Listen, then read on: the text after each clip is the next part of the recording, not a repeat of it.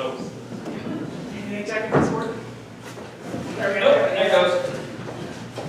Good shot of it there.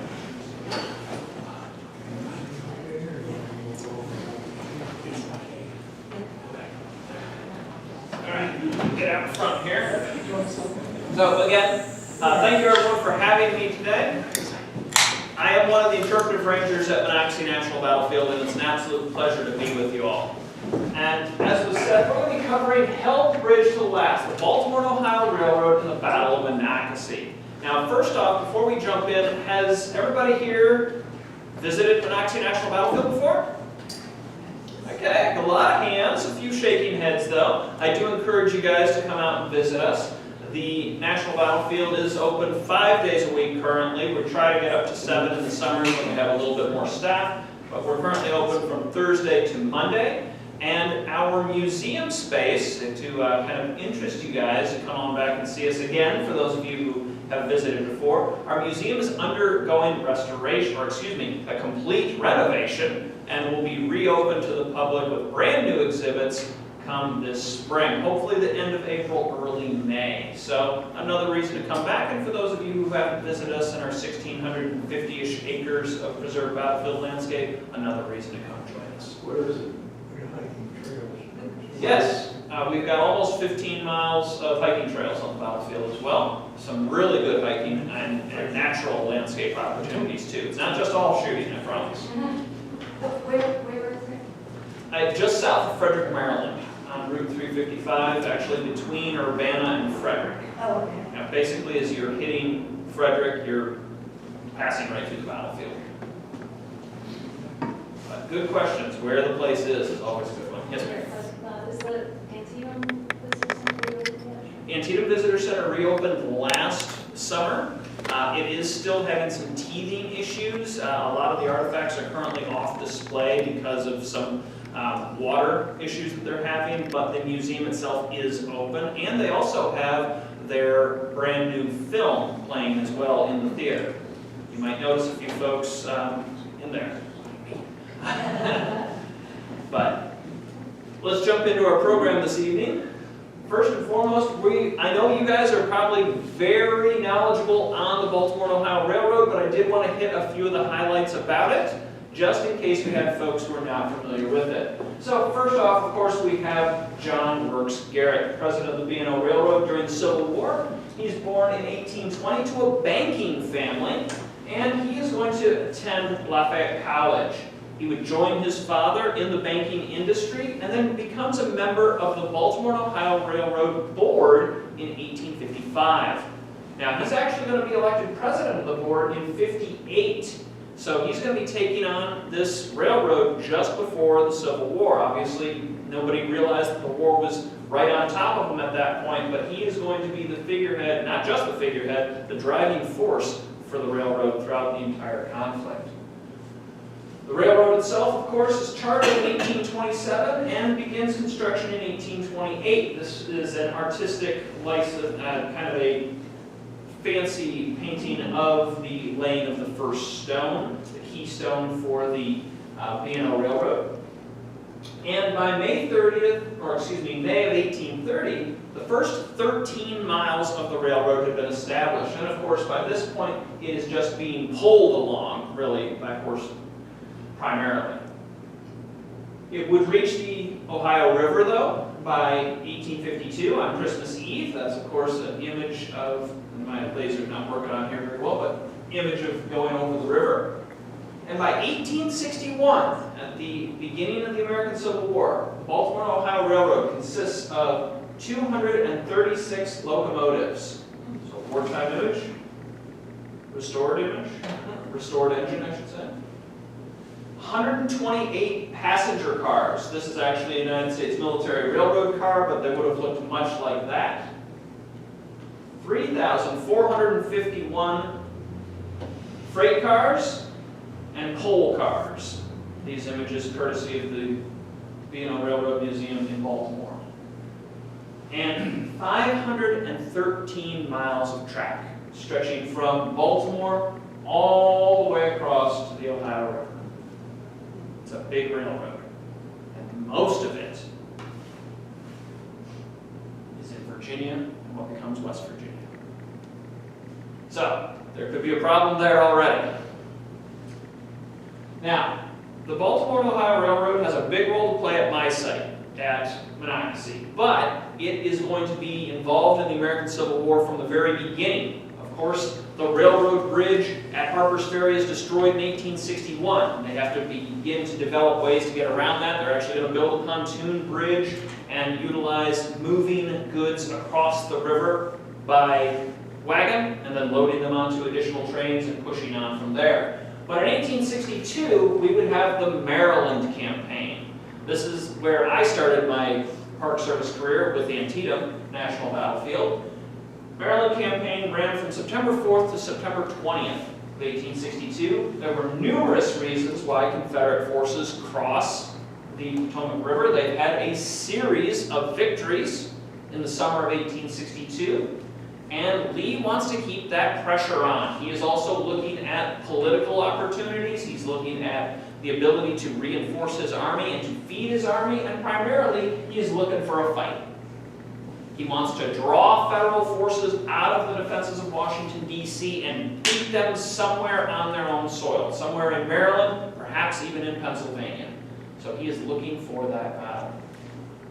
And with Confederate forces in Maryland, while the Confederate Army is supposedly trying to behave itself, it is going to strike at federal infrastructure, including breaking the C&O Canal on September 4th, and of course, on September 8th, when they reach the outskirts of Frederick, Maryland, they are going to strike at the Baltimore Ohio Railroad itself. We can see the railroad bridge at Monocacy Junction destroyed here. This is the covered bridge that goes over at basically where 355 is today. And this is another image of the destruction of the railroad bridge. This is a big deal. In fact, it's such a big deal that this sort of damage is going to be remarked on in the annual reports of the Baltimore Ohio Railroad. In fact, this quote comes from the 1862 report, "The splendid iron suspension bridge at Monocacy, blown up by the enemy. The bridge consisted of 3 spans of 115 feet each. The water station at Monocacy, including the pump house and engine, also burned." So significant damage to the infrastructure around Monocacy Junction. And this is really where we're going to focus our talk for much of the night, is right around the junction itself and the bridge. Now, there would be a trestle that replaces that bridge, and we have trains up and running by 11 a.m. on September 21st, 1862. So we're going to blow it up on the 8th, up and running by the 21st. Pretty good. Pretty good. And it's only going to get better. The Baltimore Ohio Railroad gets extremely good at repairing itself over the course of the war. But with this destruction, it's decided that there needs to be some sort of defense for the bridge, for the junction. And so we're going to bring in the Monocacy Regiment, the 14th New Jersey Infantry. Brand new regiment. It's got just about 950 men with it when it marches to Monocacy Junction, or I should say is shipped to Monocacy Junction, arriving on September 3rd, 1862. Confederate forces show up on September 6th. Went the wrong way.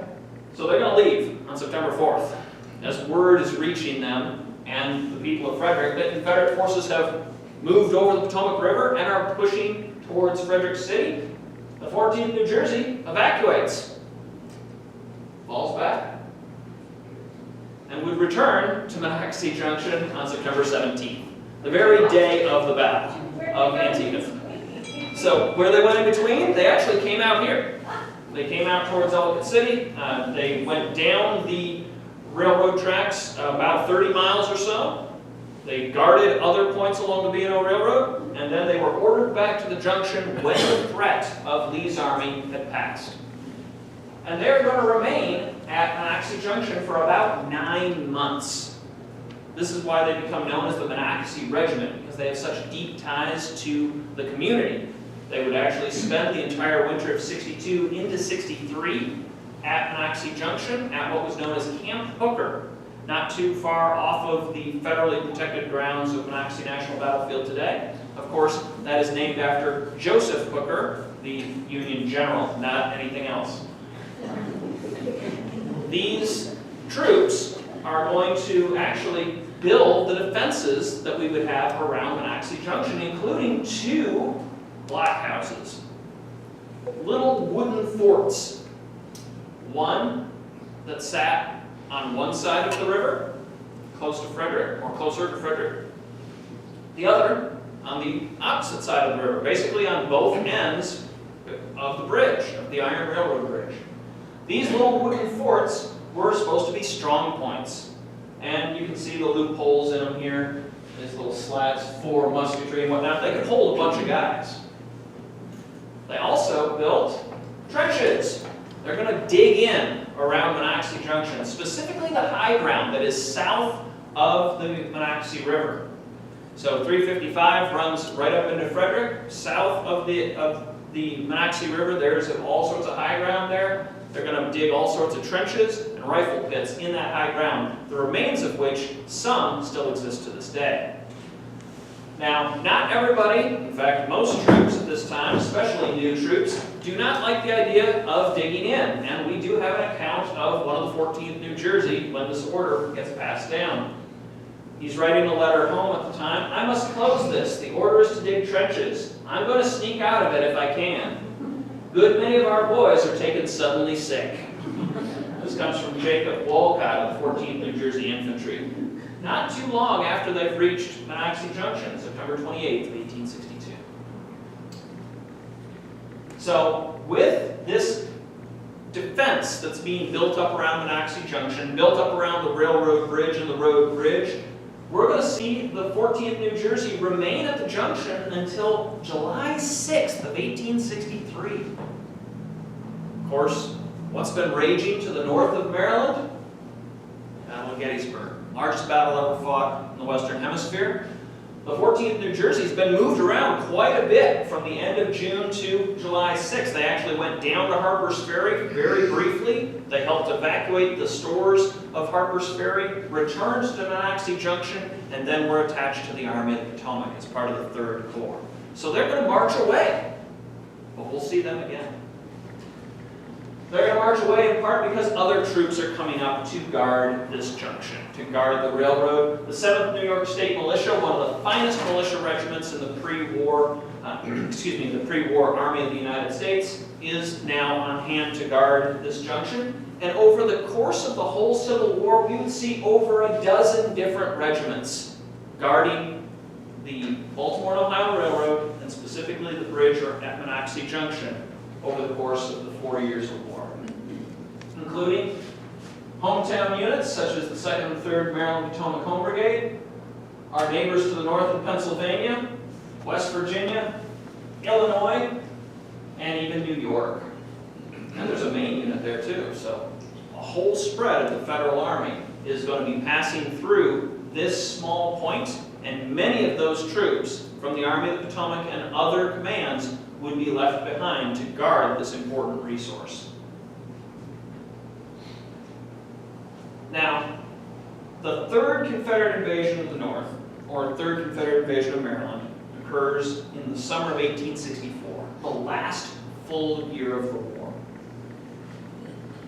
On June 12, 1864, Robert E. Lee is going to call upon Jubal Early, Lieutenant General Jubal Early, commander of the Confederate 2nd Corps, to begin moving his forces into the Shenandoah Valley to aid Lynchburg. How many of you folks are familiar with Lynchburg, Virginia? A few, okay. So, what does Lynchburg have during the Civil War that is extremely important for Robert E. Lee? What's important about Ellicott City and where we're at right now? The railroad, exactly. It's a railroad crossroads. In fact, almost all the grain and hoof stock of the Shenandoah Valley is passing through Lynchburg on its way east to Petersburg and the defenses of Richmond. The United States forces are in the Shenandoah Valley in the spring and early summer of 1864. Ulysses S. Grant has unleashed offensives across the board. And one of his forces, David Hunter, is in the valley, tearing up telegraph lines, tearing up the railroad. He is moving on Lynchburg to shut down this important supply route that is literally helping to feed Lee's forces.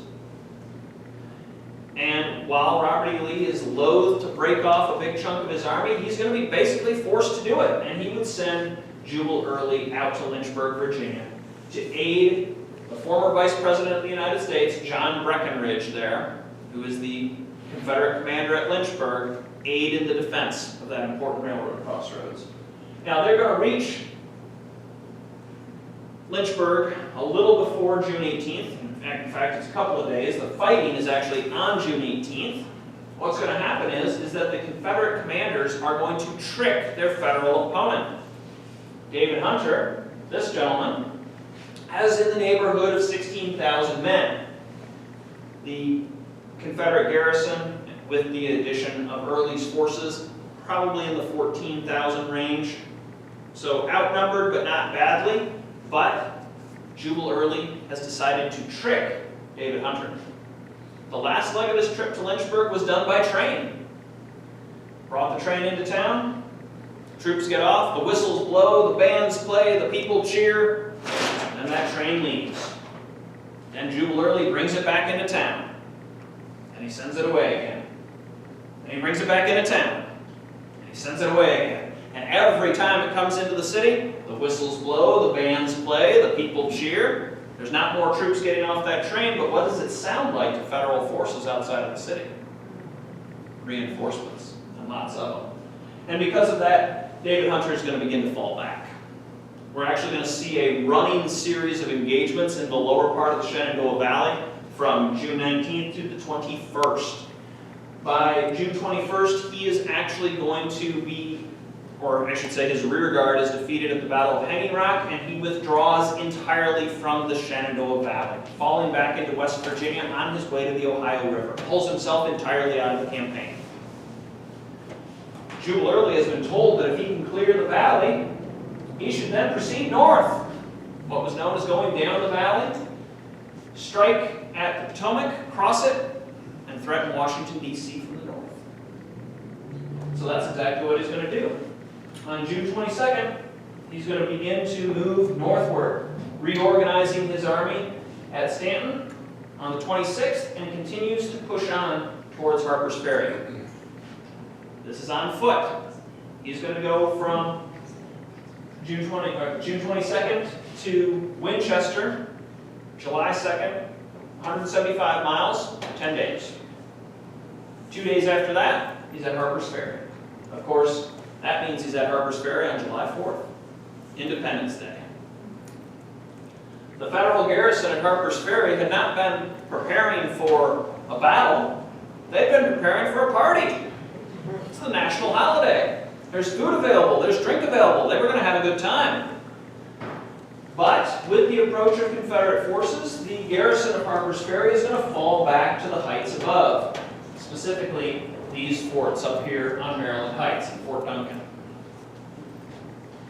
How many of you folks have visited Harper's Ferry? Pretty much everybody. Fantastic. So Harper's Ferry in 1862, 2 years before this, was the site of the largest surrender of the United States forces until the Second World War. We have just about 13,000 men captured at Harper's Ferry. It's a huge blow to the Federal war effort. And Jubal Early, if he could replicate this, what his predecessor had done, he absolutely would have done so. But with his approach, with his taking a lot of the same ground that had been taken in 1862 outside Harper's Ferry, the garrison is not going to make the same mistake. In 62, they tried to defend the town, which is at the bottom of a bowl, as you guys know. But in 64, they have since fortified all the heights around it. And so they're going to fall back into those fortifications and basically tell Jubal Early to come get some. Well, Early is going to glare at those forts, and the forts are going to glare back at him for about a day.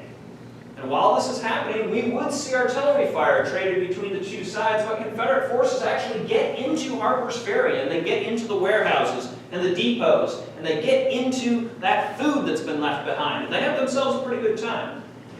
But Jubal Early can't wait around. He actually wrote in his memoirs after the war that he felt he could have taken Harper's Ferry if he had more time to do it. But he needs to keep pressing on if he wants to threaten Washington, D.C. So instead, he's going to shift just a little bit further north, about 10 miles to Shepherdstown, West Virginia, and cross over the Potomac on the night of July 5th into the 6th of 1864. Now, the presence of Confederate forces in the Shenandoah Valley, particularly the northern end of the Shenandoah Valley, has not gone unnoticed. At the same time that Early has been mucking around Harper's Ferry, his cavalry has been tearing up the B&O Railroad off to the northwest of Harper's Ferry. And the telegraph operators in the northern part of the valley have been reporting on this. Telegraph operators on the B&O began to report 15 to 30,000 Confederates moving through the Shenandoah Valley as early as June 29th. So these reports, they are going to Baltimore.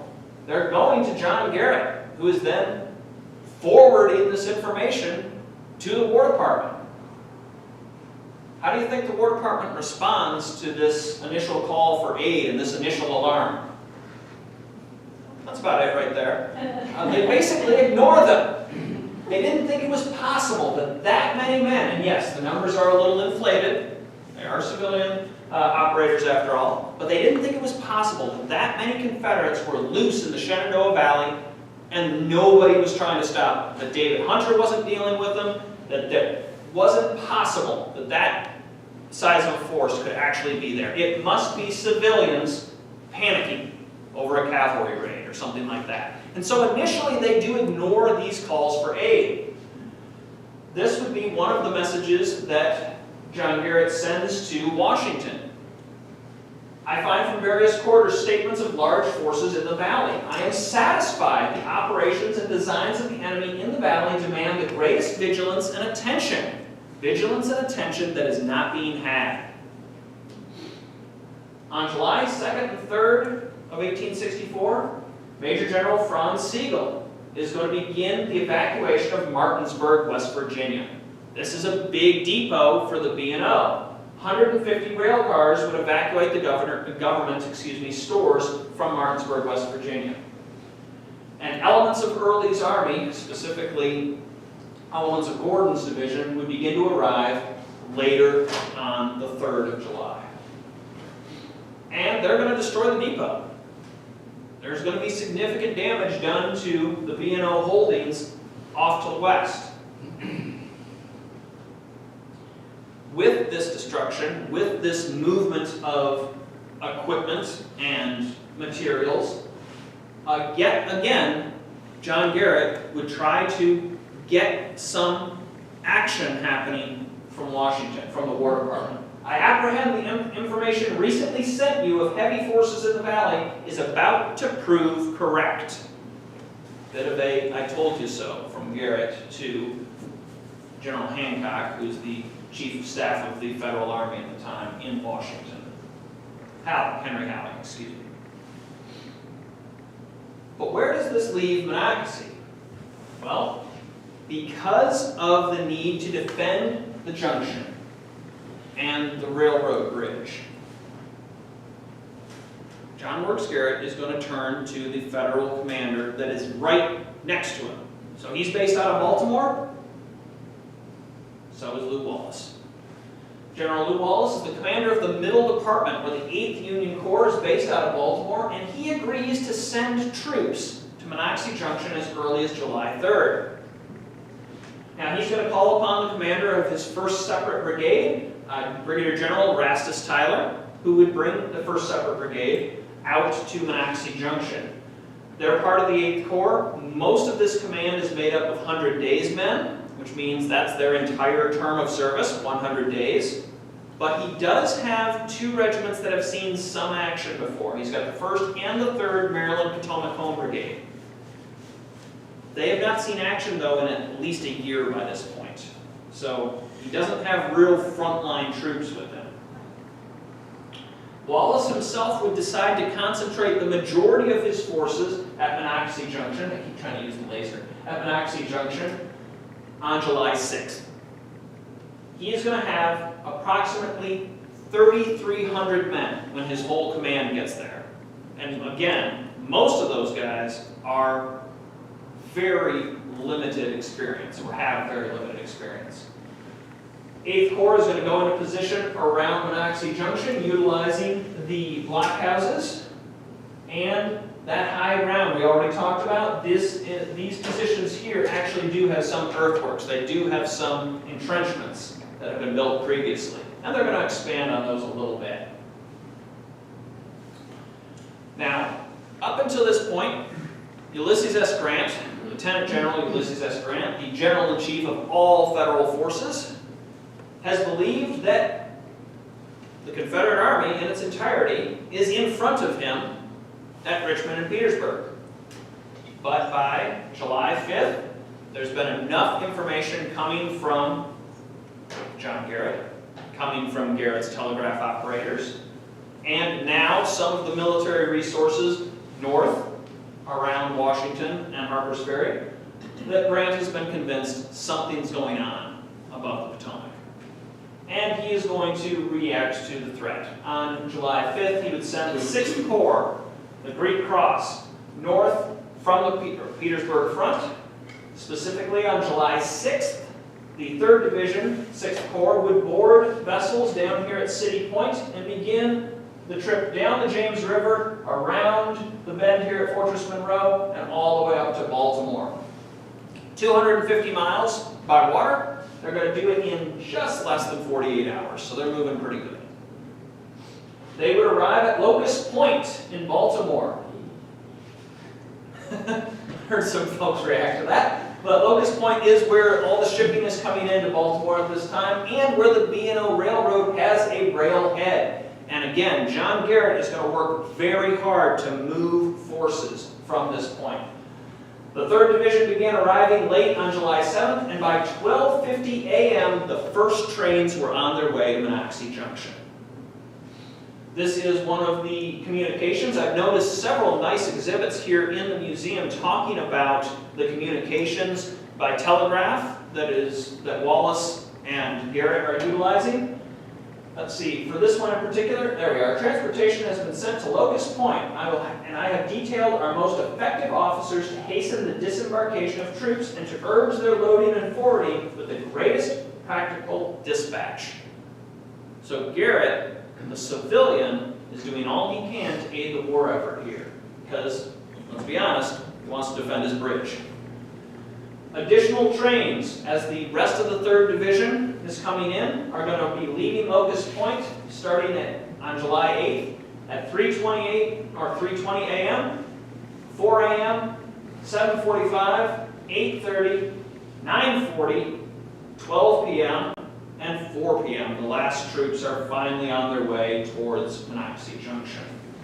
Now, you'll notice 2 special trains in there. That's mostly ammunition. Ammunition, food, things like that.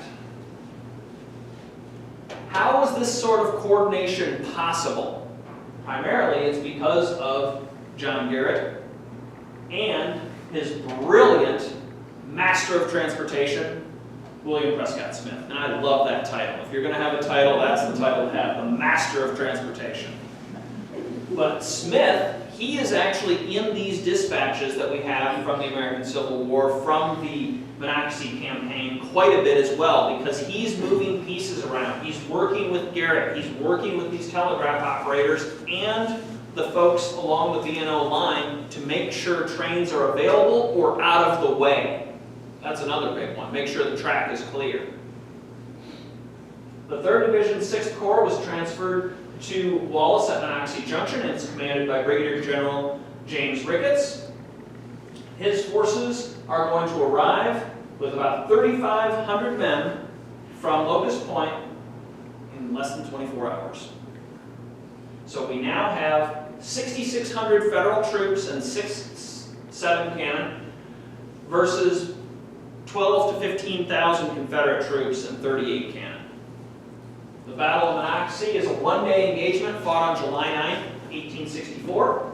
There has been some preliminary fighting west of town on the 7th and 8th of July. that helped kind of ascertain what was really coming at Wallace, but the main engagement is on July 9th. This battle will succeed in delaying the Confederate advance on Washington, D.C. by 24 hours, allowing the defenses of Washington to be reinforced. Remember, Washington, D.C. in 1864 is the most heavily fortified city on earth. There are 63 forts surrounding the national capital and 98 batteries or gun positions. Thousands of men should be holding those fortifications, but many of those northern forts have actually had their troops removed from them to aid the field armies. And so the northern ring of forts is actually very poorly manned when Confederate forces are going to be moving towards them. So the crucial delay that is fought here at Monocacy will allow time for the rest of the Union's 6th Corps, the 19th Corps, and the veteran reserves to pour into those fortifications and secure the national capital. It's more than just transportation, though. It's more than just the fact that he's moving trains around. Garrett is also providing crucial intelligence throughout this campaign to the Lincoln administration, because it is the civilian telegraph network that is being utilized and disrupted by the advancing Confederates. In fact, this message here is actually in one of your exhibits just in the other room, where Garrett's responding to Stanton in Washington about what has happened at the battle, talking about how close additional troops were getting to Monocacy Junction, the very last troops of the 3rd Division that never quite get there, how close they were when they begin to hear word of the defeat, and they decided to hold there at the, he says the 4th Plain, so not far from, what is that? Say that again? Mount Airy. Thank you, that's exactly what I was trying to think of. Not far from Mount Airy at all. Now, Wallace is going to fall back along the Baltimore Pike to Ridgeville and would be able to regain contact with the War Department by way of the Baltimore Ohio Railroad telegraph. I did as I promised, held the bridge to the last. They overwhelmed me with numbers. My troops fought splendidly. Losses fearful. Send me cars enough to Ellicott Mills to take up my returning columns. Don't fail me. Lew Wallace didn't have to add that "don't fail me" on the end there, because John Wilkes Garrett has not failed him once during this campaign, and he would continue to not fail him as Federal forces, exhausted from the fighting at Monocacy, do stay the night at Ridgeville. They continue to press on July 10th to Ellicott Mills, what is today Ellicott City, to this very structure where they would actually re-embark on the cars, on the rail cars, and head back to Baltimore. Of course, one of the images, not quite wartime, but very close to it, images of the railroad station here. That same day, July 10th, we would have Major General John Brown Gordon burn the B&O resources at Monocacy Junction. Wipes them out. Just the station master's house, the small little hotel that was there, the coaling station, the water tower, all of it gone. And they would attempt to destroy the bridge. They're actually going to point blank it with a cannon at one point. They do damage it, but they can't destroy it. It's just too big, and they don't have the time because they're trying to press on towards Washington. Baltimore Ohio Railroad traffic fully resumed on July 21st, 1864.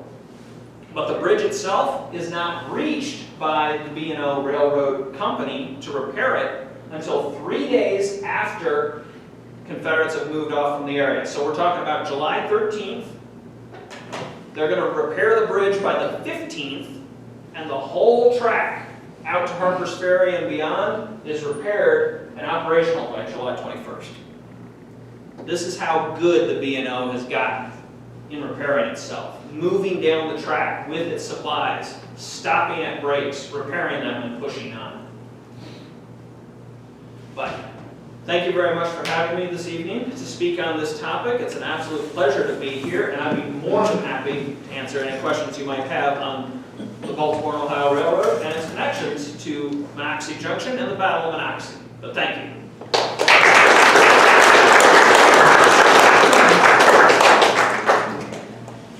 Yes, sir. Didn't Early take his cavalry all the way to Washington, to the borders of Washington, and leave his army back? So that's a great question. So what's happening there is, and I didn't bring it up in this talk because it could be its own separate talk, is the Johnson-Gilmore raid, okay? The bulk of Early's cavalry on the day of the Battle of Monocacy bug out. They move well north of Frederick and cross the Monocacy River to the northeast of where the battle's actually going on. They're on their own raid, they have their own mission, and they're going to do some significant damage to railroads, to depots, all along their route of advance. In fact, they will destroy a train and the bridge over the Gunpowder River. That's how close they're going to get to Baltimore. Harry Gilmore, a native of Baltimore, is supposedly going to sneak into the city and have dinner with his parents and then come back to his men before this raid is over.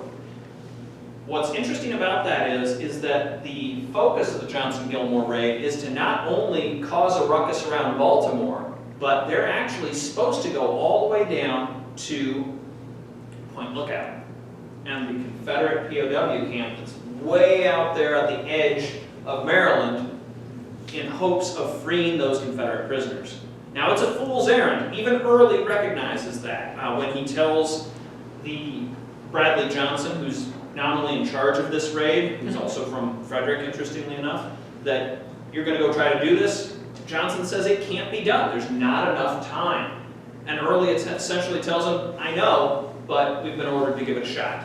And so the majority of the Confederate cavalry is moving far and away from the rest of Early's command. And Early himself would move with his infantry, a smidgen of his cavalry, and the rest of his forces down to Washington, D.C., and engage the defenses of Washington on July 11th and 12th. A great question. The workforce that was so efficient in doing these repairs, like who was that work? What people were in that workforce? Where were we getting these? Right, that's actually a really interesting question because, and we touch on it a little bit with some of the exhibits in here, the diverse workforce of the Baltimore Ohio Railroad.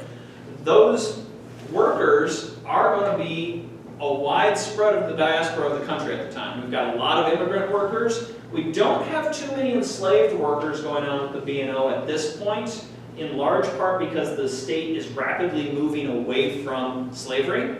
In the spring of 1864, there has been a state constitutional convention that has elected representatives to basically form a new state constitution. And they're having those debates in the summer of '64 when the raid is going on, when this incursion into Maryland is going on. And on October 12th and 13th of 1864, the people of Maryland, the voting population of Maryland, I should say, will then vote for a new state constitution. It barely passes, but it does pass, making slavery illegal in the state. So while you guys know the emancipation has been in effect for a year at this point, it didn't affect the border states. It didn't affect Maryland directly. And so the state of Maryland itself will vote to end slavery within its borders. And that's going to go into effect on November 1st, 1864. So the state is rapidly moving away from using enslaved labor, and so we didn't have a lot of enslaved individuals working along the B&O's tracks at that time. It would have been more immigrant labor and manual labor from folk. Yes. How long did it take by train from Baltimore to Monocacy Junction? That's actually a really interesting question. Now, it's going to take the federal troops to get there less than 24 hours. We see Wallace's men, Wallace himself and Erastus Tyler, again, taking about 12 hours or so. Okay? How that works for regular riders like you and I'm not certain, to be perfectly honest. I'm not certain what the transit time would be. Actually, can either of you guys answer that question? I'd have to double check the timetables, but it would be about 3 hours, depending on where you're stopping along. Between Baltimore and Frederick in the 1860s, it'd be around 2 hours depending on stops. Really? That quickly? Yeah. Not bad at all. Yeah. That's basically the commuter train today. Effectively, you were going faster speeds then than you were during So, Oh, yeah? yeah. That's very interesting. I wonder how that would have worked with the trains moving the opposite direction and having to do the pull-offs and things like that. But regardless, that's really interesting. I didn't realize they were moving that quickly. Yeah, I'd have to double check the timetables, that's around that time, so yeah. Awesome, thank you. Which brings up another question. How much of the track was double track between here and there? So that's interesting because today, the track over the Monocacy River is a single track. It's got a big deck on the bridge, but it was double tracked during the American Civil War. In fact, Monocacy Junction was double tracked except for the Frederick Spur. That might not have been double tracked at the time, but the main line was. It was a double track line. And I'm pretty sure it's the whole way too. Yeah, it was the first double track line in the United States. Thank you. Additional questions? If any about this particular site, we also have the museum manager here, so he can probably answer some of them. You guys are going easy on me tonight, but I thank you very much for having me. It's been a lot of fun.